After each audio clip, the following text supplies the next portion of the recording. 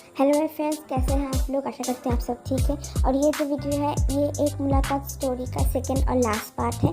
अगर आपको वीडियो बहुत ज़्यादा पसंद आए तो please like share and subscribe my channel. 9, 8, 7, 6, 5, 4, 3, 2, 1.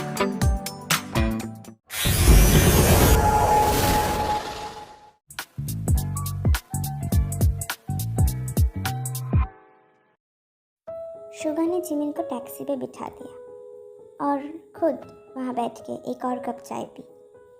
जब तक शुगा घर पहुँचा उसने देखा 10:30 बज चुके थे और घर लौटते ही अम्मी, अच्छा क्या हुआ, तू मिला लड़की से? अरे वाह क्या बात है, मैं कैसे घर लौटा इस मामले में आपकी कोई दिलचस्पी नहीं है, लेकिन सिर्फ और सिर्फ लड़की से मुलाकात करना है कि आपके लिए सबसे ज़्यादा ज़रूरी था?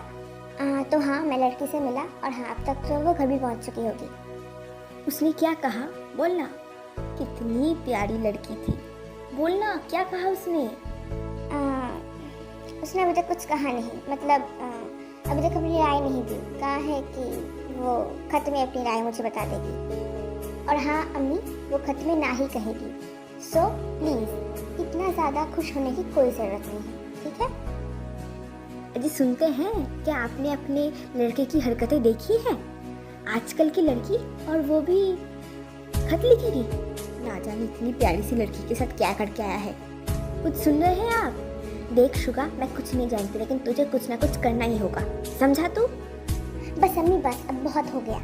मैं काफ़ी देर से आपकी बक सुन रहा हूँ और मुझे लगता है आपको आजकल ज़्यादा बातें करने की बीमारी लग चुकी है या फिर आपको आदत हो गई है। और हाँ, मैं कुछ कह नहीं रहा हूँ, इसका मतलब ये नहीं कि आपके मन में जो आएगा, आपकी जो मर्जी होगा आप वही मुझे बोलोगे। आपने क्या एक बार भी मुझसे पूछने की जहमत की कि मैं उस लड़की से उससे मिलना चाहता हूँ भी या नहीं, उससे मैं निकाह करना चाहता हूँ भी या नहीं? और सिर्फ आपकी वजह से मैं ये नहीं कर सकता। क्यों? क्योंकि मेरी अम्मी को बुरा लग जाएगा, है ना? हाँ हाँ क्यों नहीं, अब तो मैं ही तो सिर्फ बकबक करती रहती हूँ, है ना? पूरी कायनात में तू और तेरे पापा, ये दोनों ही तो सबसे बेहतर है ना? या अल्लाह, या मेरे खुदाया, मैं क्या करूँ? तू, मुझे कुछ नहीं पता, तू जो मर्जी कर, तुम दोनों जो मर्जी करो, बस मुझे छोड़ दो, मुझे बख्श दो दोनों। खाना खाने के बाद शुगा सो गया। इस बीच शुगा और जिमिन के मुलाकात के 8 महीने बीत चुके हैं और इस बीच उनके साथ हुई वो मुलाकात की यादें भी शुगा के जहन से धीरे धीरे धुंधली पड़ चुकी हैं। इस बीच शुगा ने अपने कारोबार को भी काफ़ी हद तक संभाल लिया है और परिवार की दबाव की वजह से ही वो और भी लड़कियों से मिला है, लेकिन सभी ने उसकी माजी के बारे में जानने के बाद कुछ खास जवाब उसे दिया नहीं है। और हाँ, ये भी सच है कि इन सारी मीटिंग में से एक भी मीटिंग में शुगा वहाँ जाके फिर से सो नहीं गया था। और हाँ, शुगा के हाथ की वो स्पेशल कॉफ़ी भी, मेरा मतलब आपको तो पता ही है, शहर की सबसे बेहतरीन कॉफ़ी भी किसी और के सामने भी पेश नहीं की गई। आज शुगा पूरे दिन भर घर के मुख्तलिफ कामों से फाकिर होकर जब शाम को शुगा घर लौटा तो अम्मी ने पूरा घर सर पे उठा लिया।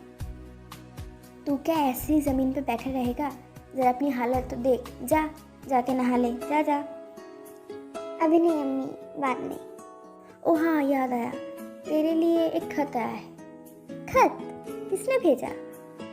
वो तो नहीं पता किसने भेजा, पर तेरे कमरे में तेरे मेज़ के ऊपर रखा है, जाके देख ले।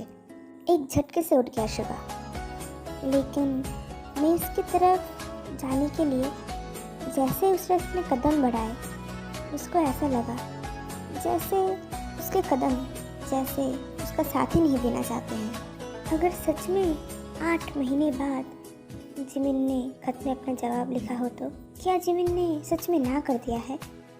अगर उसने सच में इनकार कर दिया हो तो क्या शुगा इसे कबूल कर पाएगा? लेकिन आखिरकार ये तो होना ही था और इसी तरह से होना था। मगर अब देखना ये है कि जिमिन ने आखिरकार खत में लिखा क्या है। उस दिन भी उसने कुछ खास बात नहीं की थी, खामोशी थी। आखिरकार उसने खत में ऐसा क्या लिखा होगा। शुगा मेज़ की तरफ बढ़ गया।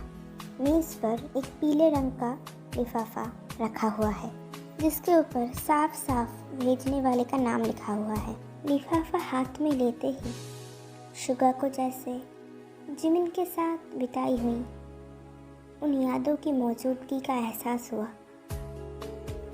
कुछ देर खामोश रहने के बाद शुगा ने गहरी सांस ली और एक बारी में लिफाफा फाड़ के खत को अपने नाक के पास लेके आया। शुगा, खत में हमेशा भेजने वाले की महक होती है और शुगा जैसे लगता है कि जिमिन को ही ढूंढ रहा था।